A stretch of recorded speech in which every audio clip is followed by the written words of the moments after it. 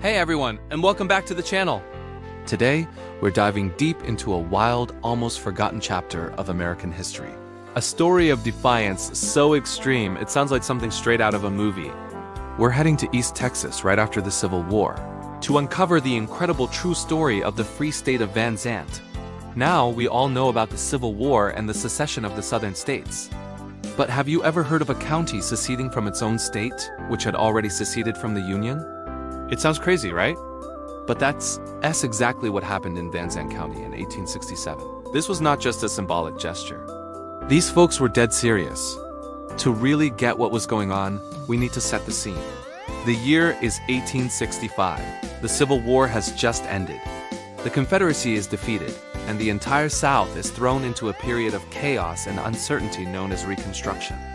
The federal government, run by the victorious North, is now in charge.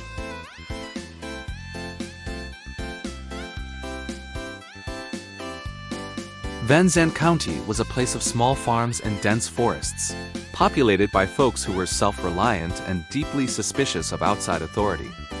They had fought for the Confederacy, and now they were being told what to do by the very people they had just been fighting against. Imagine Union soldiers, bluecoats, patrolling your streets, enforcing laws you never agreed to. The resentment was simmering, and it was about to boil over. The federal government's Reconstruction policies were seen as heavy-handed and punitive. There were new taxes, new officials appointed from outside the state, and most controversially, the requirement to grant civil rights to formerly enslaved African Americans. For the white majority in Van Zandt, who held deeply entrenched beliefs about society and governance, this was a world turned upside down. They felt their way of life, their traditions, and their local autonomy were under direct attack. This feeling of being oppressed and ignored by a distant, powerful government is a theme we see throughout history, isn't it? But the people of Van Zandt took it to a whole other level. They weren't just going to complain or write angry letters. They decided to take matters into their own hands in the most dramatic way possible. In 1867, the anger reached its peak. A group of prominent citizens, veterans, and local leaders in Van Zandt County came together. Their solution? If the state of Texas was going to be run by federal authorities they didn't recognize, then they would no longer be a part of Texas. They called a convention in the county seat of Canton. After fiery speeches and passionate debate, they held a vote. The result was overwhelming. Van Zandt County would secede from the state of Texas and from the United States. They declared themselves an independent entity, the Free State of Van Zandt. Think about the sheer audacity of that move. They essentially drew a line in the sand and told both the Texas state government and the United States federal government, "You have no power here." They elected their own officials, formed their own militia to defend their borders, and basically started operating as a tiny, independent nation nestled deep in the piney woods of East Texas. Of course, this declaration of independence wasn't exactly recognized by anyone outside the county lines. To the Reconstruction authorities, this was an act of open rebellion, a direct challenge to federal law. It was an insurrection, and they were not about to let it stand. The military governor of Texas, General Philip Sheridan, was a no-nonsense commander who had seen enough conflict during the war. He wasn't going to tolerate a rogue county thumbing its nose at his authority. So, how did the Free State of Van Zandt govern itself during its short existence? Well, it was a pretty informal affair. They largely relied on pre-existing local structures, but they refused to cooperate with state or federal officials. Tax collectors sent from Austin were turned away, sometimes forcefully. Federal marshals who entered the county were met with armed resistance from the local militia.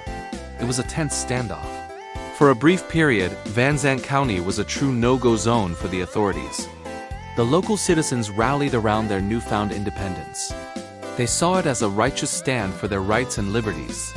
Stories from the time tell of a strong sense of community and shared purpose. They were determined to govern themselves, come what may. They patrolled their own roads, handled their own disputes, and essentially created a bubble of self-rule in a sea of military occupation. It was a bold, desperate experiment in local sovereignty. But how long could a single county hold out against the might of the U.S. Army? Not long, as you might imagine. General Sheridan dispatched troops to deal with the situation. When the federal troops arrived, the Free State faced its moment of truth. Would their local militia engage in a firefight with seasoned U.S. soldiers? The leaders of the movement were defiant, but they were also realists. A battle would have been a massacre, a pointless loss of life. Faced with overwhelming military power, the leaders of the Free State of Van Zandt had to make a choice. After a tense standoff and negotiations, they agreed to stand down. The rebellion was over. The federal troops entered Canton, disbanded the local militia, and re-established federal and state authority. The leaders of the secession movement were arrested, though most were eventually pardoned. The Free State of Van Zandt, which had burned so brightly with defiance, was officially extinguished. Its existence was brief, lasting only a matter of months. So, what is the legacy of this incredible, short-lived republic? Officially, it's just a footnote in the turbulent history of Reconstruction. But in Van Zandt County, the story is a vital part of local identity. The nickname, the Free State, stuck. To this day, you'll see it on local businesses, and residents speak with a certain pride about their county's rebellious past. It symbolizes a spirit of fierce independence, a willingness to stand up for what you believe in, even against impossible odds. It's a testament to that rugged contrarian streak that is so much a part of the Texas identity. While the reasons behind their secession are complex and tied to the difficult politics of the era, the sheer boldness of their actions is undeniable. They didn't just talk, they acted. They created their own country, even if it only lasted for a moment. The story of the Free State of Van Zandt is a powerful reminder that history is full of these hidden, fascinating episodes that challenge our understanding of the past. It shows how local issues and a sense of trampled rights can lead ordinary people to take extraordinary measures. What do you think? Was it a heroic last stand for liberty or a reckless and doomed rebellion? Let me know your thoughts down in the comments below. I'd love to hear what you think about this wild piece of Texas history. Thanks so much for joining me on this journey back in time. If you enjoyed this video and want to uncover more forgotten stories from history, make sure to hit that like button and subscribe to the channel so you don't miss our next adventure. We'll see you in the next one.